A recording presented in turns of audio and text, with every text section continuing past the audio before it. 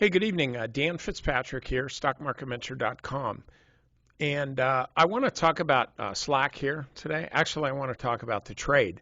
Here's why. Now, this is a stock. It's one of the COVID stocks. At least it's on my COVID list, or as I call it, the Rona list of companies that have some kind of implication by the coronavirus, stuff like that. You know what I'm talking about, like Zoom video, that kind of jazz. So this is one of them. Okay, well, it's been trading pretty sloppily.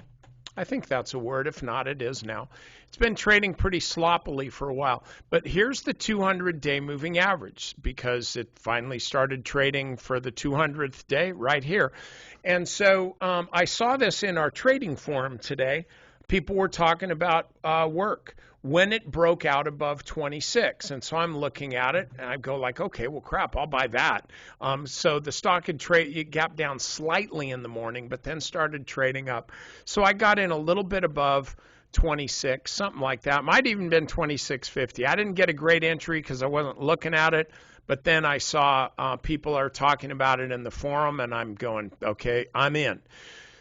So now you're looking at this video, and you're going, oh, what the hell do I do? Why are you showing me a stock that's 28, and you're saying you got it at 25 or 26 and change, something like that? Are you gloating or what? No, not at all.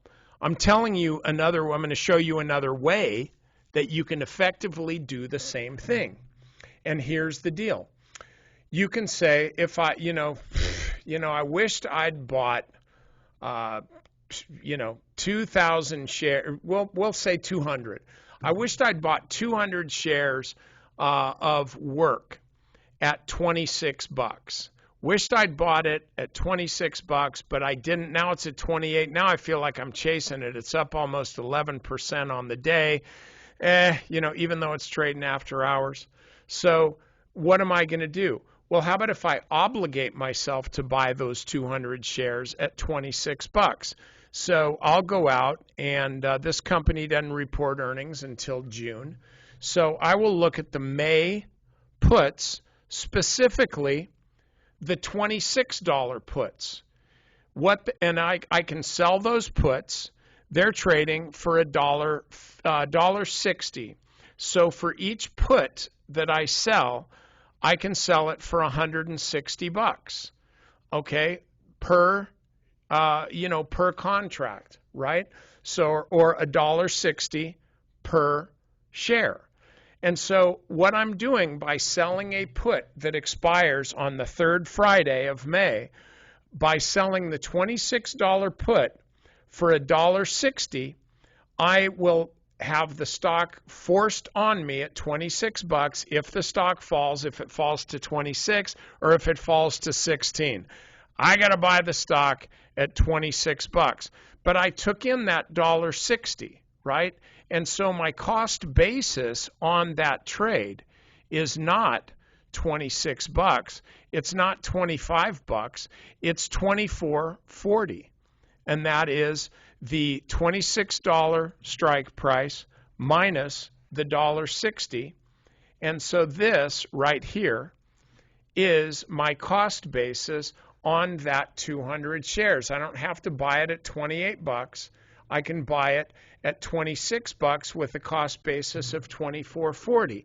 Now, here's the upside is, hey, if the stock pulls back, you get it put to you at the price that you originally wanted it, plus your cost basis is even lower. That's a good deal. So if that's what you would like to do, then this is literally a no-risk trade for you. It's like, oh, God, I hope the stock pulls back and I'm forced to buy the stock at 26 bucks because this is my cost basis.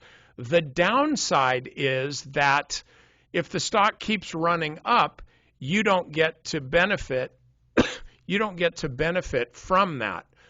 You don't make any capital gains in addition to that. However, you could kind of split the difference. Let's say you wanted to buy 200 shares. Well, maybe you only sell, rather than two puts, maybe you only sell one put, and then you take that second put that you would sell and instead just buy the stock. And so now you're caught because you've sold the one put, you got $1.60. So your cost basis on the new stock would not be 28, it wouldn't be 27, it would be 26.40. So you're effectively buying the stock right here where I bought it. So you're selling a put, obligating yourself to buy the stock for a cost basis of $24.40, but then you're also taking the credit from that and applying it to the 100 shares that you're chasing. You're buying the stock at up 1070. Trust me, you're chasing the stock. Doesn't mean you're not going to make money. Stock's already up another 20 cents after hours. But this allows you a couple different ways to get the same benefit of a stock that's moving, even though you missed the entry. So anyway, give that a shot.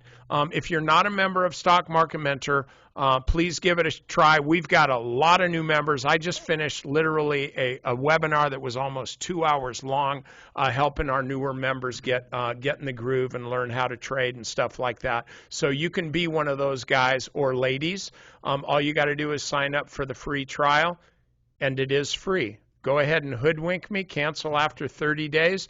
Doesn't cost you anything. I won't know about it, so I won't take it personally. But you might like it and decide to stick around because people are making money, okay? I want you to be one of them. I'll see you next time.